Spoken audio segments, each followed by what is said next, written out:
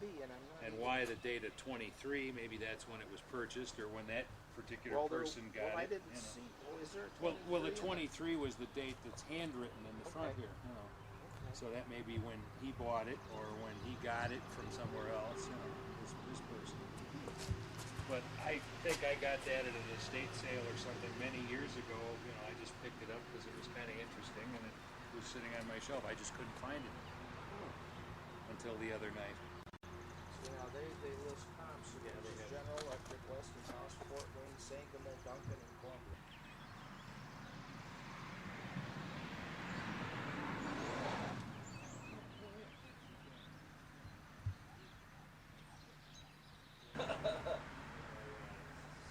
Stash that in there. Sure.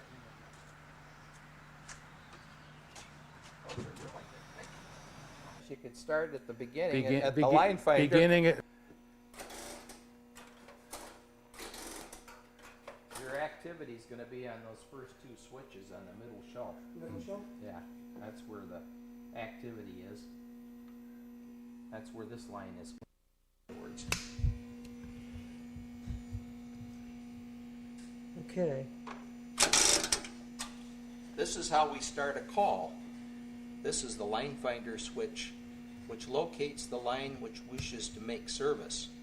Now we will dial a number.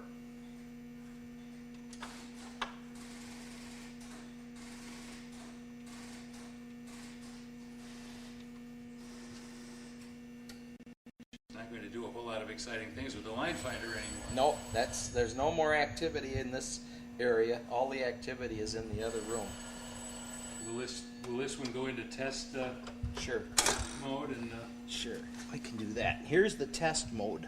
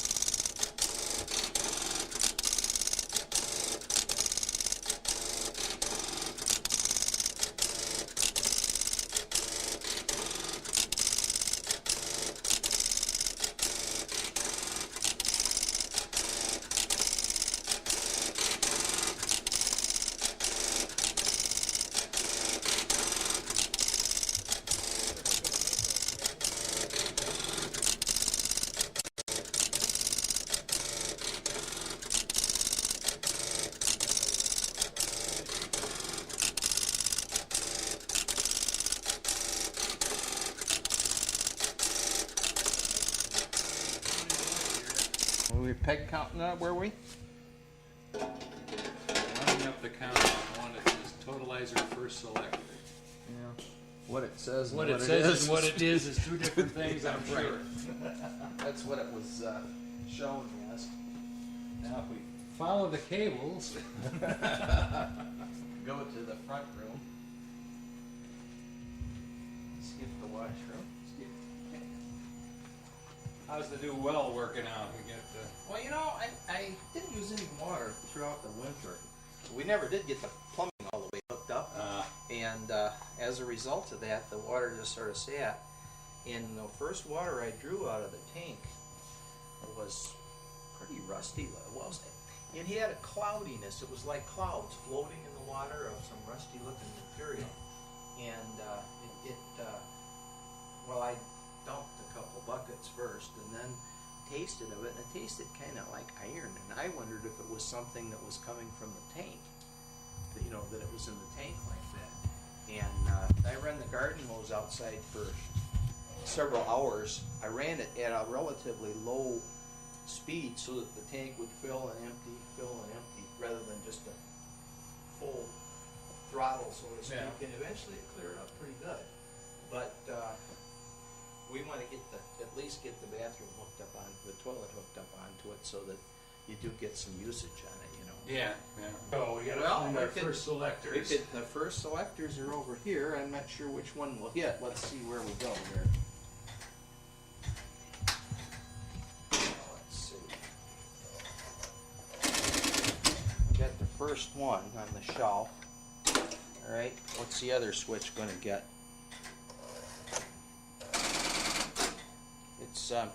It gets either the bottom shelf or the next to the bottom shelf. Okay. It alternates between. On alternate sides? Yeah, it alternates between. Now the next call I attempt will get this switch here. You want it with or without the cover on? No. Either way, and or both, you know. You know, we can shoot it with cover off and neighbors with covers on, and you can see how it functions when you're dialing a local Okay, call. I'll come over here. Sure.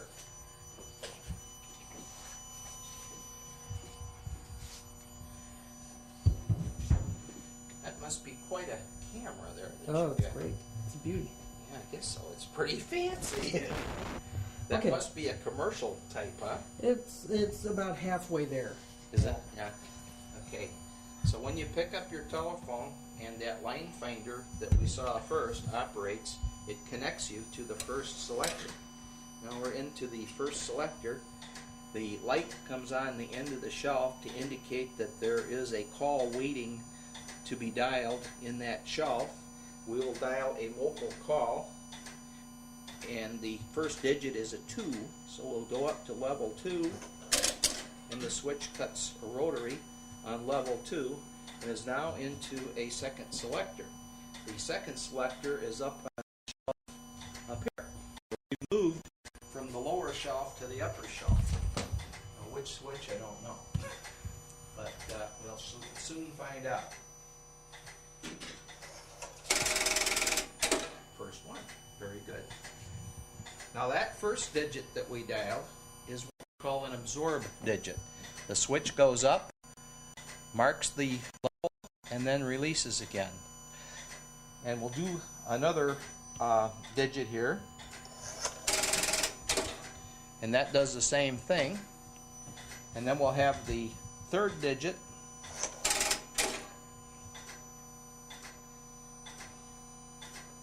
and the fourth, and the last 2 digits will now go into the connector switch, which is located on the other side of the aisle. Do you know which row that's going to be? Top row, but which one offhand, it might be the first. That's usually the way it goes. The first being the far end, or next to the far end, probably the one with the paper on the front. We'll try it to see. No? We wound up down. Oh, wait a minute. I am mistaken. It's on this lower shelf. I forgot what number I did. Yeah, it's down at the far end on the lower shelf. And Is that where the final one's going to go? Yeah, on that far end there, or next to the far end. Trinket.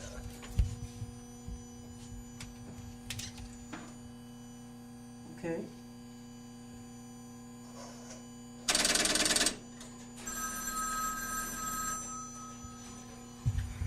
Now we're ringing the telephone. One down there.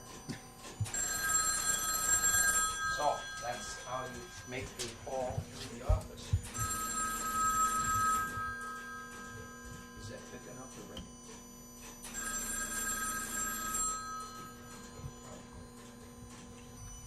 Comes out of this unit over here. But this is a continuous ring that comes out of here. It's just a steady ring. In order to give it the interrupted sound that you're customized with, it comes from some relays over on the back side of the line group over here. Get out of your way. Cables and stuff. I'm not sure which one it is, but let's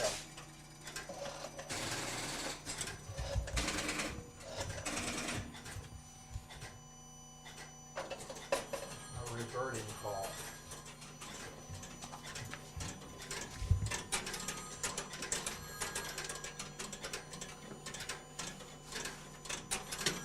Which one of these would you believe it's been so long that I don't remember for sure?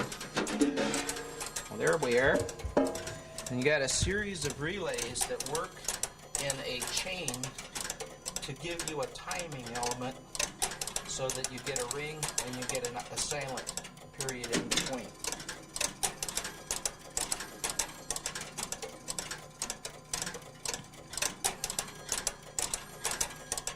So when this was a really functioning facility, that thing was pretty much running nonstop. Well, yeah, in the busier times of the day, there were also quite a few times where there would be a few minutes where it didn't run. It only ran on requirement, though. It didn't run continuously.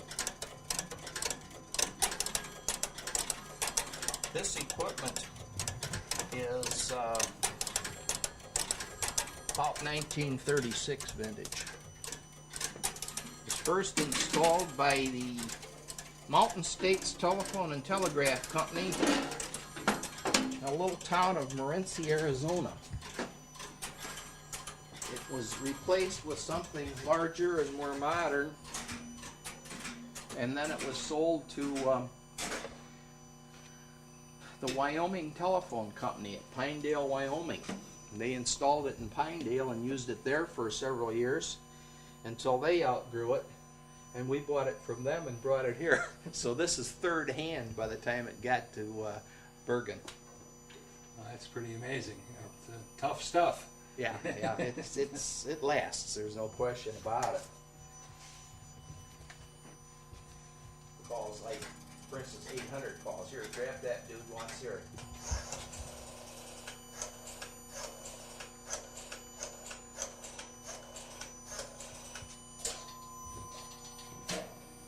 That tone is identifying the line that's making it for billing purposes.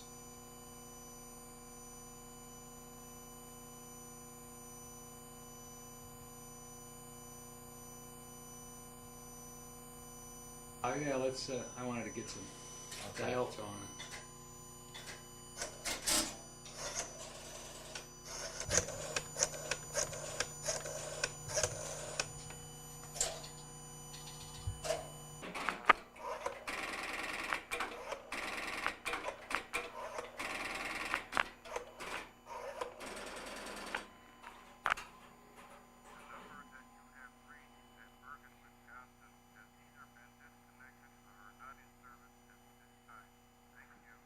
I could barely, the number you have reached is not in service at this time. I could barely hear it though. So it's a 2-ring number on the ring side, 2-ring number on the tip side. So this is bridge, so it rings on all.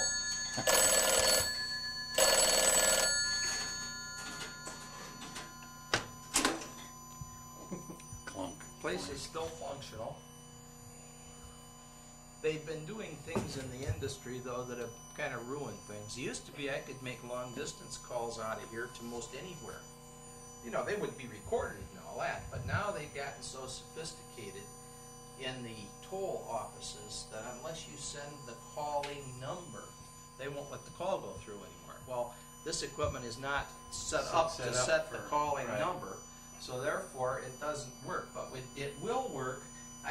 And you got to set your meter somewhere because you don't have enough hands, and it's very nerve-wracking to try to do anything. These, of course, were our line finders. Right. Here, the old automatic electric line finders.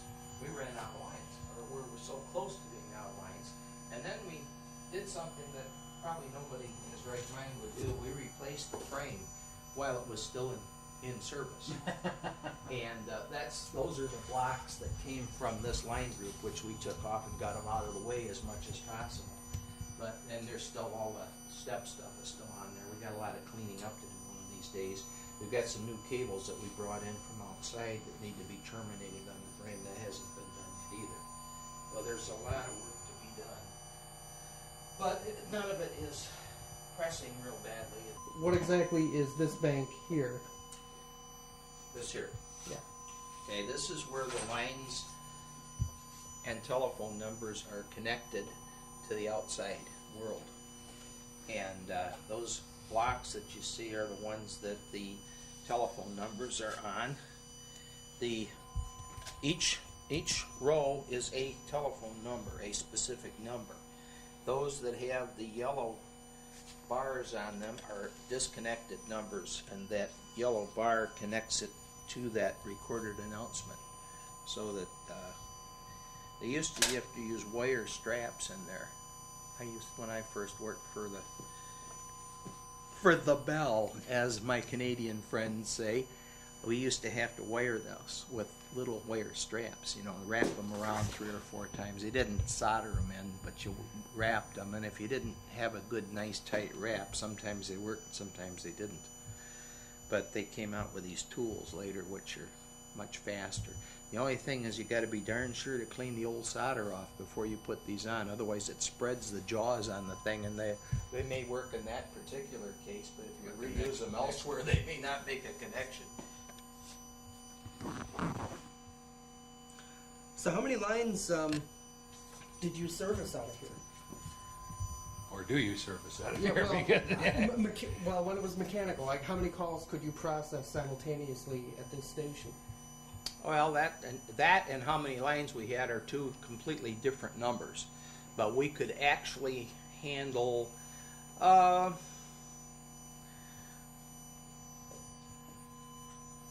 about 30 originating calls and more than 30 terminating calls if they were, some of them coming from elsewhere.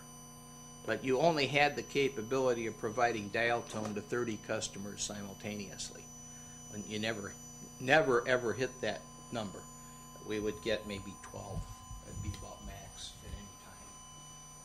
So one of the things that's been learned over the years about the telephone business is that the percentage of actual working equipment versus the number that are wired, it's usually 8 to 10%. In other words, a 200 line group normally only has 16 line finders in it. It's at 8% equipment, because there's only going to be 8% of the people originating calls at any given time. That doesn't preclude receiving calls, because that's a different part of the switch. Yeah, but generally speaking, you know, unless the president is assassinated or something, you know, Yeah. Or there's a snow up to your armpits, or there's a fire at the, you know, in downtown or something. The wind you know. is blowing 112 miles an hour and the lights are out, and there are times when you do when find you probably run into when you get overload pretty situations. busy sometimes, right? But if you allowed equipment to cover that situation, you'd waste an awful lot of money on equipment that's had unused. Well, most that of the was time. the theory always in the telephone business, is to provide enough so that in the busiest hour of the day, on a, what you might say, essentially normal day, you would not lose more than one call in 100 due to all this equipment being busy. In other words, there would only be a blockage, as they referred to it, as one call. And that was considered a very satisfactory arrangement.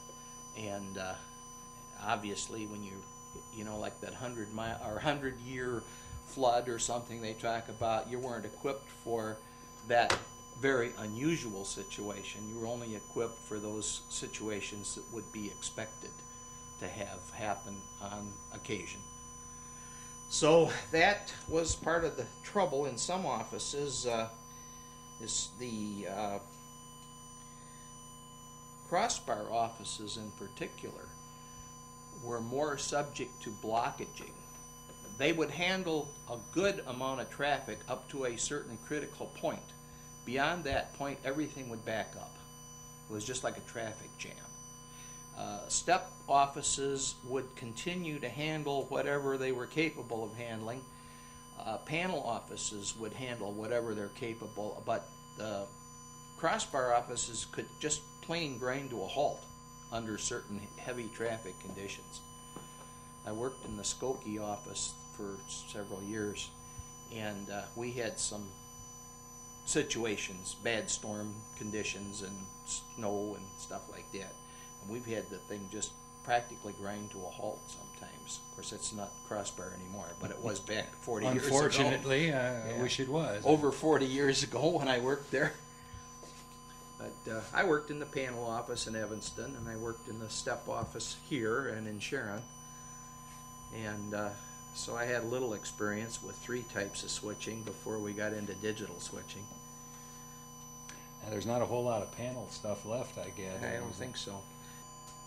Quest, Pac Bell. Yeah, all that. they apparently didn't have the same feelings attachments. about antiques is what the Pacific Bell people had, and I guess a lot of that stuff got ripped out, and it was really crowded in here. But we had enough to get by with everything, and a little variety of everything. One thing interesting about this exchange is that it had a little bit of almost everything you would find in a big exchange, but just a little bit of each thing. So it was kind of interesting to work in here because you got a little variety with your work all the time. And we went through various different stages in the long distance business. We had, when I first got involved over here, we had all of our long distance went over one open wire circuit, which wasn't very adequate. Somewhat later on, we still had open wire, but we put carrier on it. And we got as many as 16 circuits over 2 wires, which was a full O carrier system. And we eventually decided to put in T carrier, and we started with 2 terminals in here of T carrier, which of course gave us 48 channels, which was a lot more than the 16 we had with the O carrier. And we had it ready to go. We had the cable in the ground and everything tested out, and we cut it over one week, and that following weekend we had an ice storm and the open wire came down. That's the first time I think I've ever been lucky enough to get something done prior to the storm instead of after the storm. Yeah, we had a real mess. I mean, it was down all over the place. But we've had, of course, T carrier in here ever since, and now we're getting fiber in here to supplement the copper facilities. Copper is all right during normal weather conditions, but it's very subject to interruptions and trouble during thunderstorms, because the surges caused by the lightning create interference into the copper. If they don't just out and out take out the equipment. Yeah, that may do that too. There. So that's the Probably the top one, I think. I can't see. There's a black covered one and a Yeah, gray covered right. one. I think it's the black covered one that's currently being used. Underneath the black cover there is just a little continuous loop of tape. That's a tape Yeah. machine, right? Right. Because I have one like the gray one, but the black one's a little newer. It looks like. Yeah, the black one was newer. We had 2 gray ones in here, but the one that got used so much wore out. And then I got installation. Of course, some of this was butchered up a little bit and changed in the later stages in order to feed those line groups out in the other room instead of this one behind me. But other than that, it wasn't too much change to it. But that was in use that way for a year or better before we ever cut it over.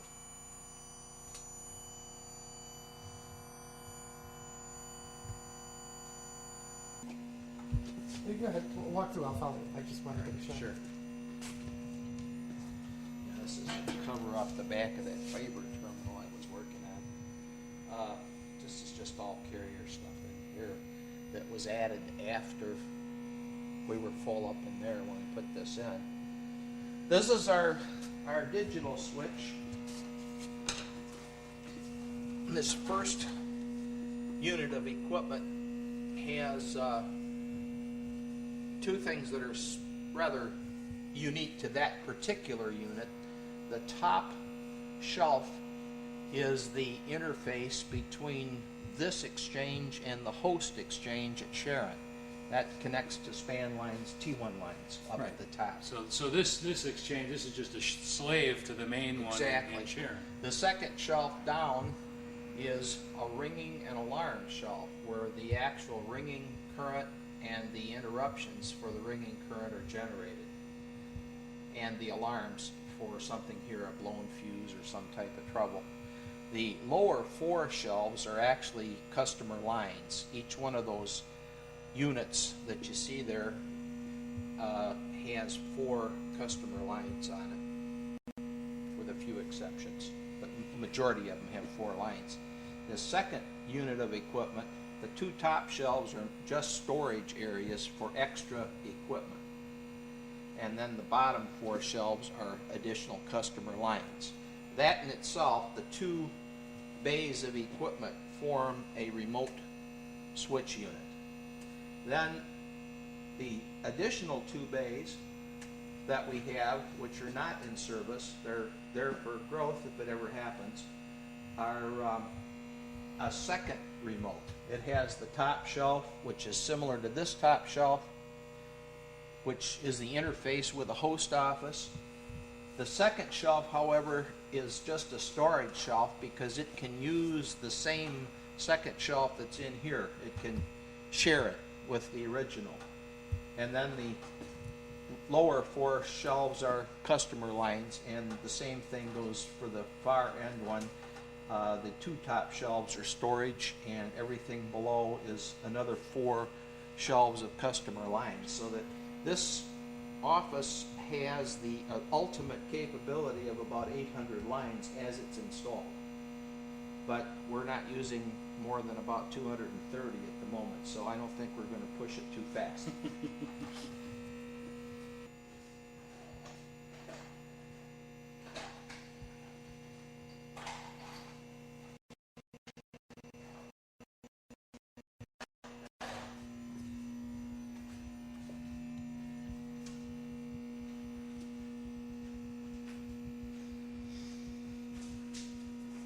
You're apparently able to get a real good close-up, aren't you? Yeah.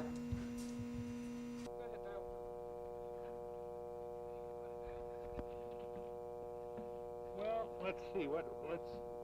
Let's get to the intercept recording maybe and see. Sorry,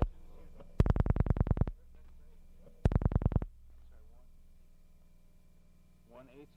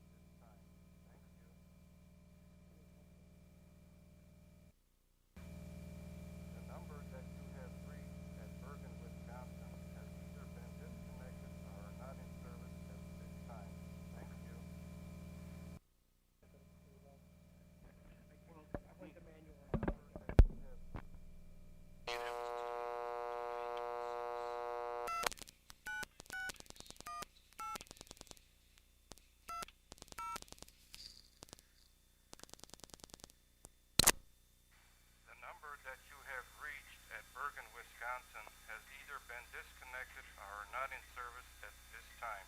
Thank you.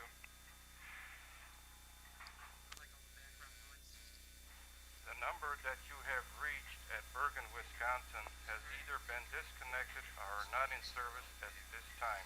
Thank you.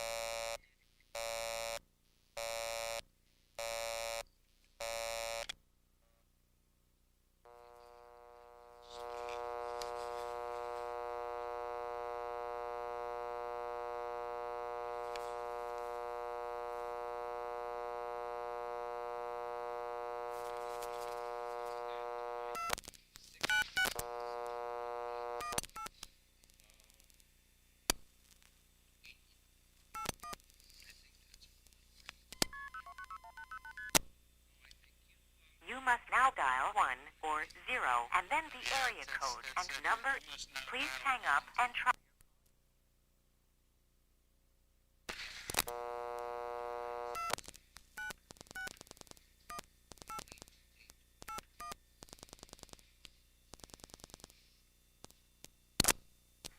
The number that you have reached at Bergen, Wisconsin has either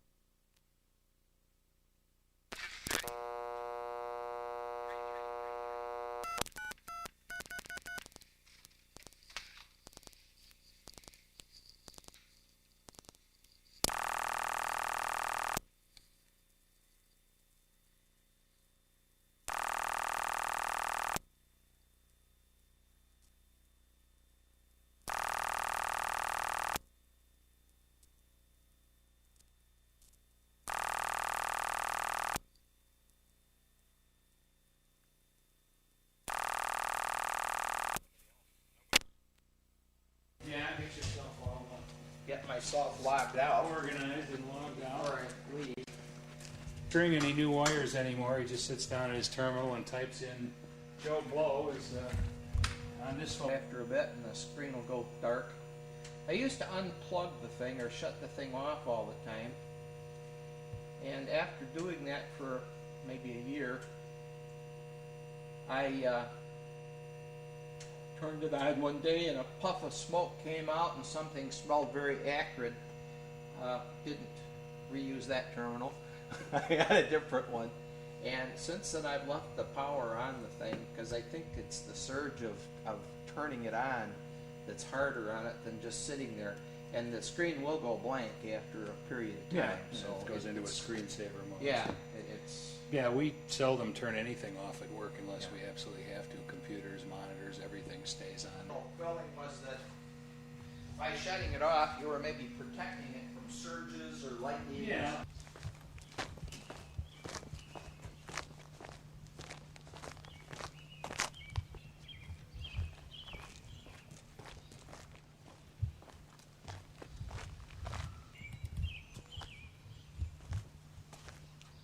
This was at one time the local car antique tire filler upper. Yeah, I wondered about that. Made for a nice shot against the telephone. Oh, we're trying to dive inside.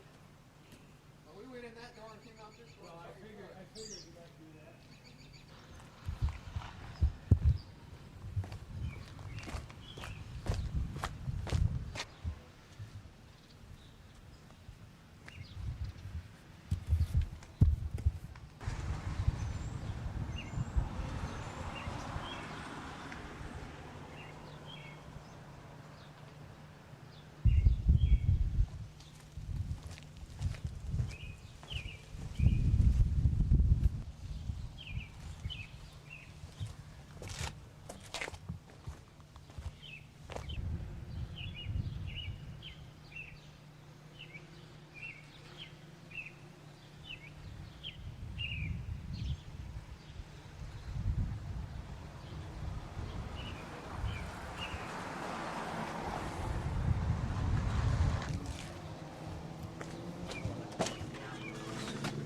That's a cool one.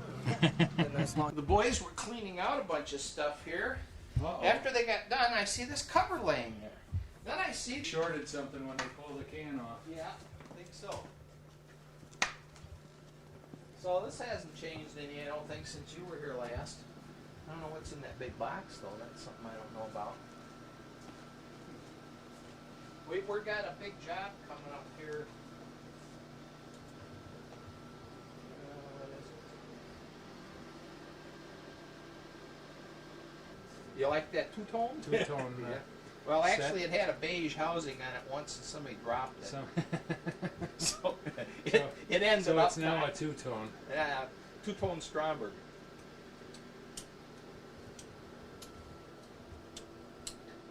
This is all A&I stuff? Or? Yes, all of this is A&I. Typical big Western Electric A&I, except for that now that's just the trunk jack field and stuff. And this is all internet stuff back here. The modern part again. Oh, they're even getting smart putting their property tag on. Oh, that's okay. We aren't going to take it. State long distance telephone company. This is where a ticketer used to stand. Yeah, that's something else I have to do. Bill Lewis asked me to measure the rack from the. He took the computers from the ticketer, and he wants the rack. He wanted me to measure it for him now, so he could see. Yeah. See what it's going to take to get it back to Maryland. Oh. Yeah.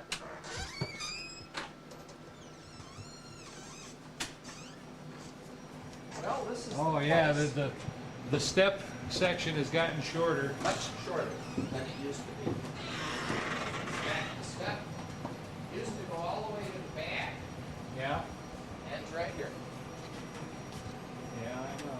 This was all. No battery in that shelf apparently. That one does. Yeah. No? No. No. The release is good, but Not maybe test, though. nothing else. It did last time I was here because I fired it off with my wife, but When they were taking, when they were well, cutting the the next shadow. one works. When they were taking stuff down. looks like it.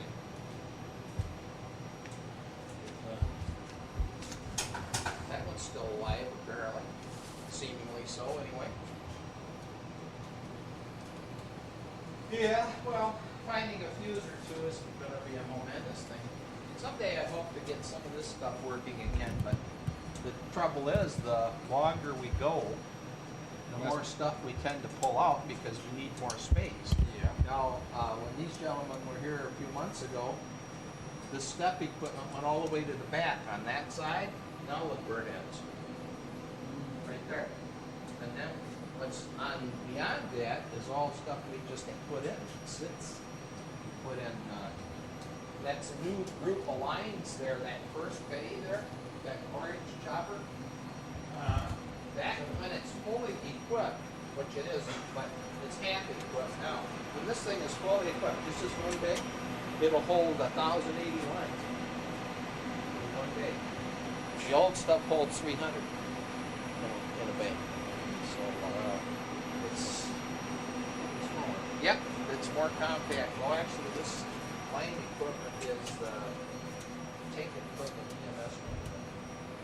It's the same thing they use. Right, right. But they adapted it to the EMS 10 so that they can get more capacity in the given footprint, you know.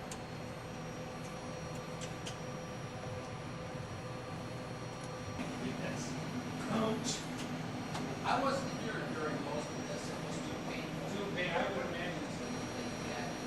That's- And this little relay works on something you wouldn't necessarily I know there's a few of those on the line group I have. Yeah, and I don't know exactly why they were there, But I'm trying to figure out what the story is. but, if you're interested in something further,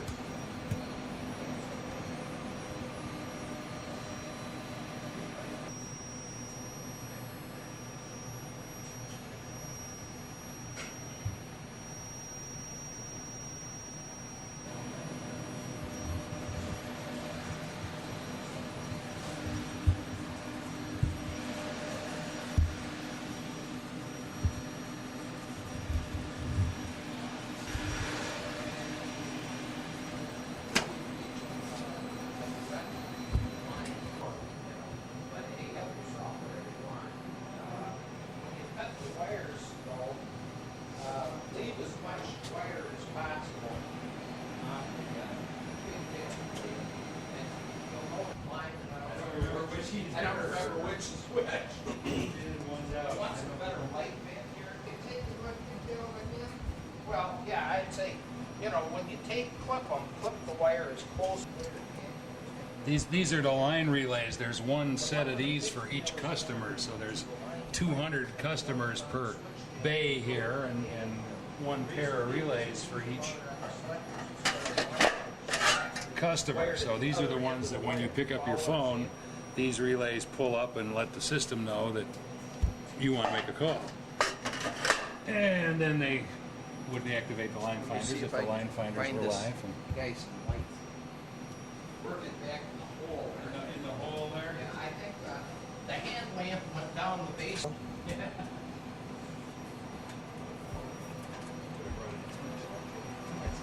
Got a railroad lantern out there.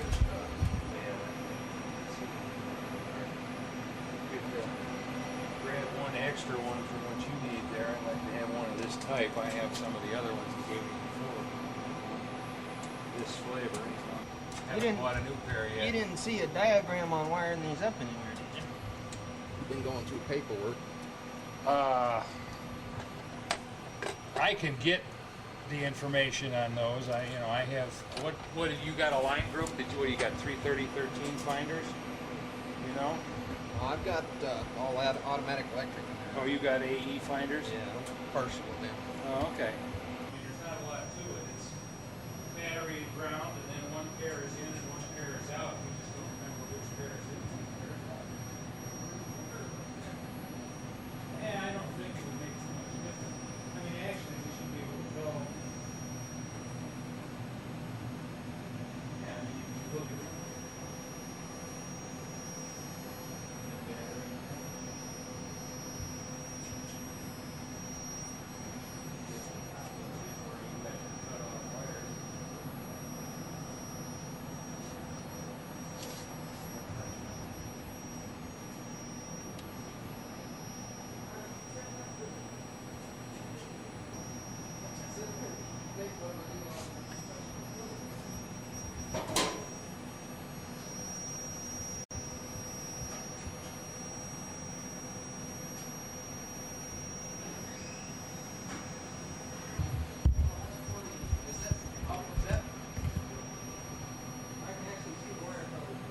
about which way they go, and I just looked, you know, I mean, the blue-white pair goes toward the line switches, and the orange and white pair goes toward the finder, and that's all, you know. And then I bank high cap. And why it's on the And the new outfit didn't need a high cap. I didn't want to pay for it. Little 32 will turn. Yeah. The sniffer. Yeah. They have a different style font. Another black, Yeah. Yeah, we did talk about it when I went to school on this stuff, but that's been 8 years ago. I have never messed with the wall. Sure. Yeah. Yeah, we got more stuff to bring up here too. We haven't got to it yet, but. You got a loose piece of paper laying around? Loose piece of paper. I believe we could find you one.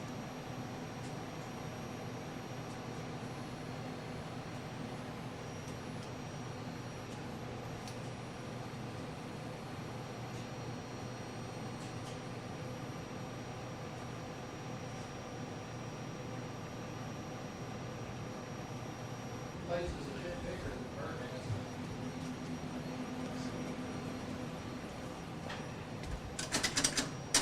So that's the latest in high-tech testing equipment right there. Yep. Just put a short on the line, that's all it takes. I don't know where You the, just called Moscow. I think. Yet.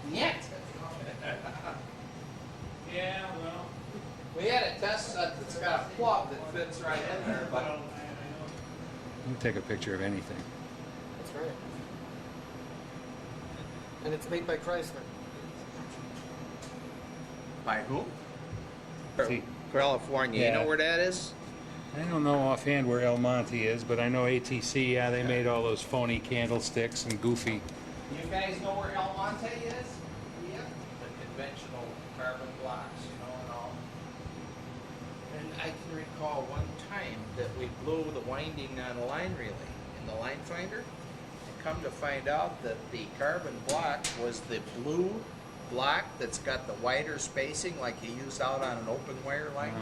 It isn't the one that should have been in the central office. And it proves that there is a difference, and it wouldn't have blown, I don't think, if it weren't for that. Well, we Down in that other building, the door is open, I guess. John was gonna open the door. Oh, is the door open over It's- there?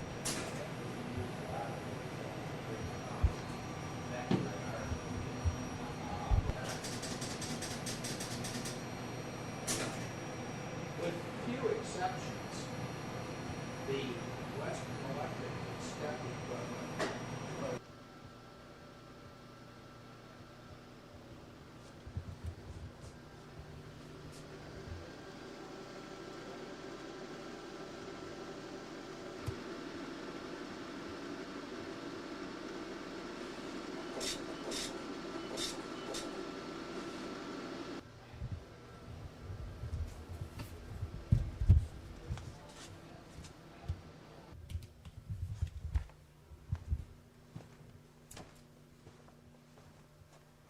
Well, that's the old ringing generator that was used as a standby for our old manual switchboard. If it still works or not.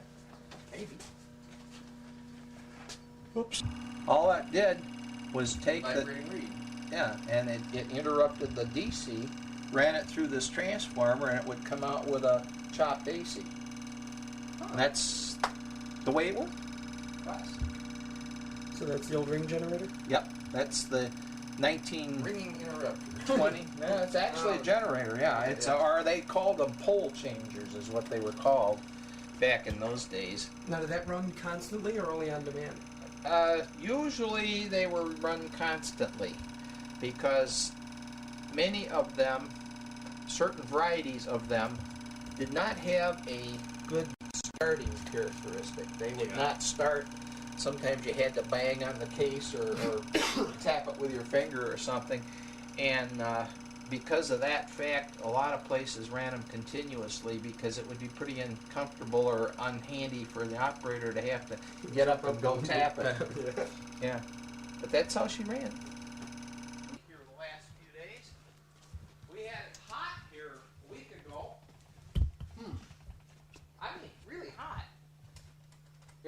conditioning and all.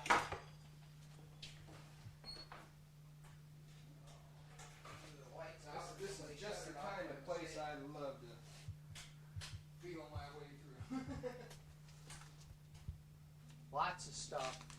The story behind some of this is that when other companies were taking this stuff out, we still thought that we would be using it for quite a few years yet because of the economics of replacing it. Yeah, and so you got all these. So we went and glommed onto what we could elsewhere, and we got, I think, overzealous and got more stuff than we should have had. And this is what we've been kind of trying to dispose of, getting some of it to others and that maybe could make some use of it.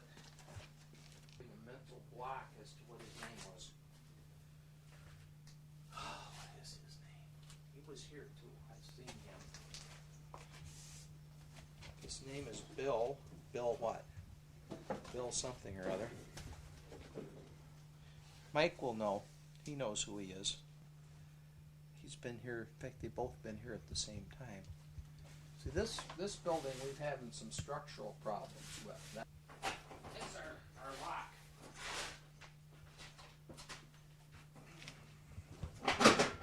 There.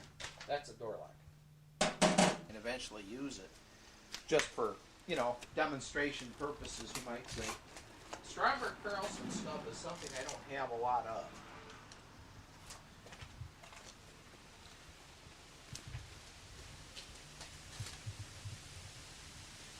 Dimensions. Okay, so it was what, 32 deep? Well, here, let's start over again. It's 94, 93 and a half, 94 tall, 31 deep without the equipment, and 25 wide. They both look like they're the same, so there's two of them like that. 31. 25, and the same height on this one. So, what did I say? Well, we got it on tape. Well, yeah, but if I don't get the tape right away, I can email him. I figure we'll dub it when we get back to the house. It's 31, 25, and